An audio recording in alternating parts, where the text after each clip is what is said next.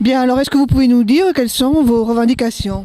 Mais nous, au collège d'Agetmo, on demande l'ouverture d'une classe en 3e parce que pour l'instant, les effectifs pour l'année prochaine, 2019-2020, seraient autour de 30 élèves par classe.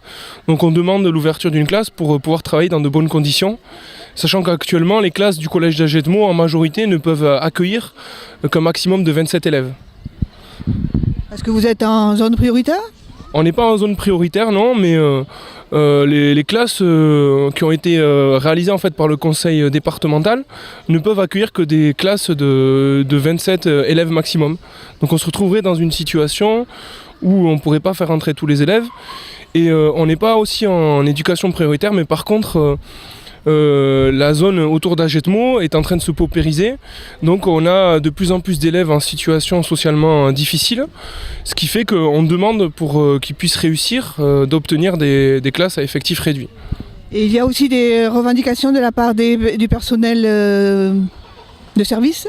Alors on n'est pas que sur la question des classes surchargées, on demande aussi le retrait de la loi Blanquer qui touche l'ensemble de l'éducation nationale, les écoles primaires, les collèges et lycées, et aussi pour le retrait de la loi fonction publique actuellement en cours qui touche à la fois les enseignants qui sont fonctionnaires, mais aussi les agents du conseil départemental, puisqu'ils vont subir une dégradation de leurs conditions de travail. Par exemple, c'est la fusion des différentes commissions CHSCT, comités techniques, qui vont être fusionnés et qui vont faire que les personnels ne vont plus pouvoir se défendre correctement en cas de problème avec leur administration.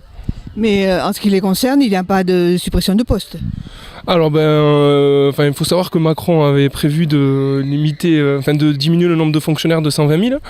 Donc on a des craintes vis-à-vis des postes, notamment par exemple sur la réforme du lycée, où en fait on crée de nouvelles options, on supprime les filières, et une des conséquences ça va être la suppression de postes. La deuxième heure obligatoire aussi qui sera imposée aux enseignants, c'est aussi en vue d'économiser des postes. C'est-à-dire que les heures qui vont être imposées aux enseignants en plus, ce sont aussi des postes à long terme qui vont être supprimés à la place. Donc vous êtes vigilant? Donc on est vigilant et on est mobilisé puisque nous on va rencontrer le directeur académique très rapidement. Donc on espère obtenir l'ouverture de la classe de 3e dès septembre.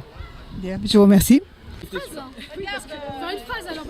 Oui, bonjour, je m'appelle Sandrine, je suis AESH pour un élève dans un collège. Expliquez-nous bien en quoi consiste votre fonction, parce que les sigles, vous savez, c'est un peu compliqué.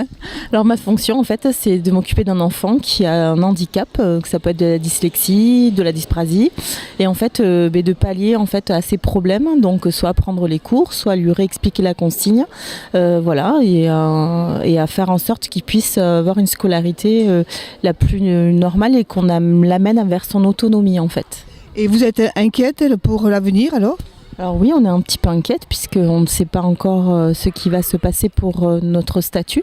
Donc pour l'instant, on n'a aucune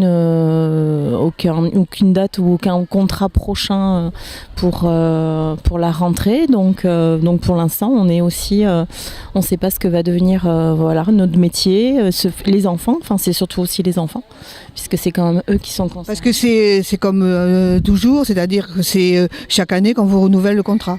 Oui, normalement c'est chaque année. Là, il y avait une promesse de nous faire un contrat de 3 ans et qui permettait en fait de pouvoir avoir un statut un peu plus stable entre guillemets de 3 ans.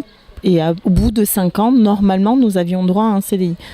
Et on ne sait toujours pas si ça sera le cas avéré ou pas. Et cet enfant dont vous vous occupez, il est en quelle classe ? Alors l'enfant que je m'occupe est en 5e. Donc l'année prochaine, il aura encore besoin de vous ?